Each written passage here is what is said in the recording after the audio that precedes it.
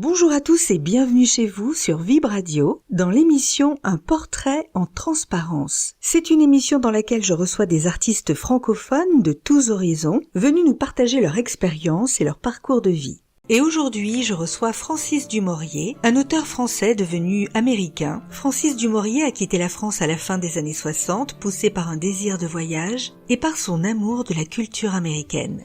Il nous racontera son tour du monde qui l'a amené entre autres à Woodstock, puis dans la jungle amazonienne et à Rio de Janeiro pour finalement poser ses valises à New York. J'ai été très impressionnée par son parcours atypique, aussi bien dans sa vie personnelle que professionnelle. Sa vie est vraiment très inspirante et il m'a semblé comme une nécessité, je dirais même essentielle de vous le présenter parce que nous avons tous besoin d'inspiration. Bonjour Francis. France, comment allez-vous ? Je vais très bien, je vous remercie. Je suis très heureuse de vous accueillir. Alors je vous présente comme il se doit. Vous êtes auteur de plusieurs livres dont nous parlerons plus tard dans l'émission car vous avez plusieurs cordes à votre arc puisque vous êtes également producteur et acteur et que vous avez donné la réplique à de grandes stars américaines. Mais nous y reviendrons. Alors on peut donner votre âge, vous avez 78 ans, une très grande expérience de la vie, que ce soit dans les relations humaines en général ou dans le regard que vous portez sur le monde.